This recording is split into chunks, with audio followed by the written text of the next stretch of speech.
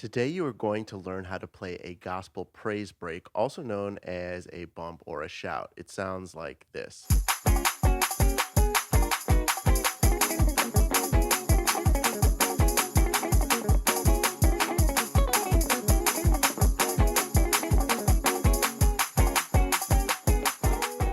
Before we get started, let me address the elephant in the room. This tempo is fast and it can be intimidating. I was once very intimidated by this tempo, but I'm going to give you one tip of advice so that you avoid the shortcomings of what I went through. Back in the day, I would slow the riffs down so much that by the time I actually went to play a praise break, my brain just remembered how it sounded really, really slow.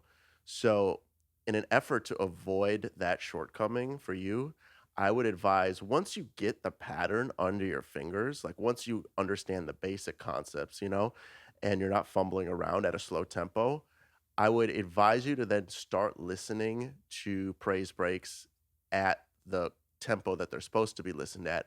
And even if you're getting just a little bit, try playing along because, once your brain hears it the wrong way, there's no going back. So, just a little word of advice and a shortcoming that I had growing up and I had to fix it is that, you just wanna listen to the music at the proper tempo. I do have a fast gospel course that covers praise breaks, and there's interactive tabs and a workbook and backing tracks and everything, so if you really want to dive deeper into the subject, I'd recommend checking out the course in the description below. So we're gonna start off, gonna be in the key of C sharp.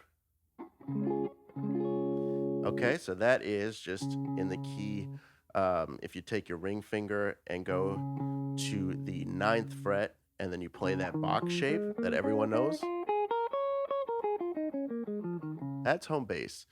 And you're probably asking yourself, why, why C sharp? Why not C or D?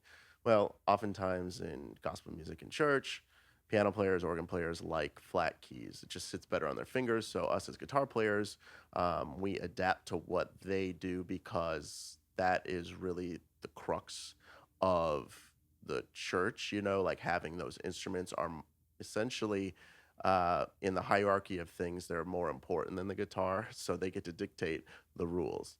You know, Sorry to break it to you, all you guitar players. No, guitar sounds great and it's definitely a good cherry on top, but as far if you're really talking about church music, it's drums, bass, organ, drums, bass, organ, keyboard, and guitar is just like a nice little sprinkle on top.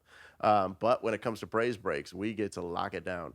So here is the shape and the figure that you're going to play. I'm going to play it nice and slow, then I'm going to call out the fingering. Okay, so here it is nice and slow. So that's the first part. One more time.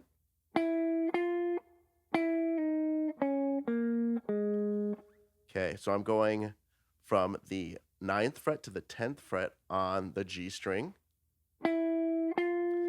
And then I'm sliding from the ninth fret to the 8th fret on the same string. 6, 8, 6. Okay, so let's play that all nice and slow.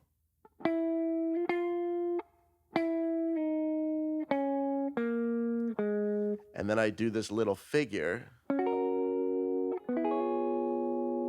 which is I'm barring the 11th fret on the D, G, and B string. And then I'm just scooting that figure down 2 frets, and then I'm gonna catch it with my first finger.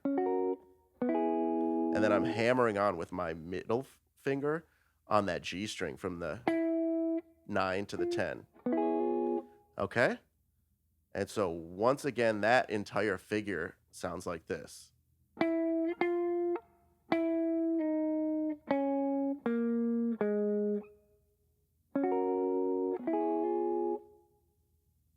Okay, one more time.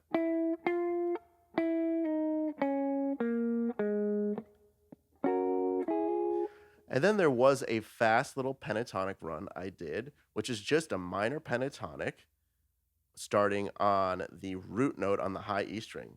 So it's going to go root, flat 7, 5, 4, flat 3, 1, flat 7, 5. So it sounds like this.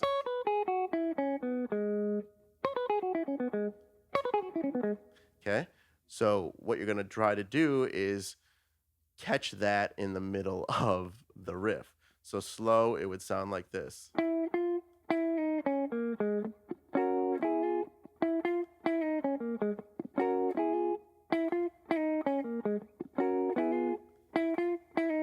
Riff. Lick. And then we're going to do this walk up, which is D flat or C sharp major, which is 666 on the D G B string, then 8 6 7, 8 6 8, 9 6 9. So then we're going to walk up this chord, which is just the same as the C sharp dominant, but we're going to start down here. We're going to play a B flat dominant, which is 6 7 6 6.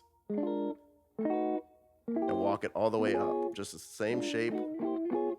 Okay, so let's go over the whole thing together. Again, I understand that the speed can be intimidating, but just keep at it. Try not to, like, when you get this figure down and you get it solid, like your fingers understand it, try to really push yourself and go to a speed that you feel uncomfortable with, like the train is going to fly off the rails, because that's really where your growth is going to happen.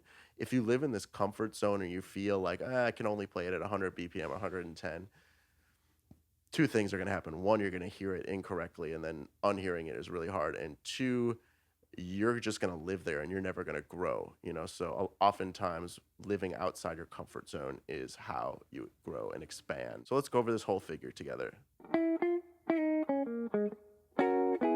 Okay, we repeat.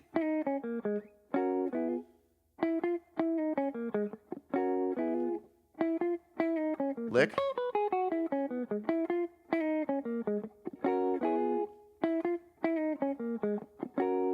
Walk up.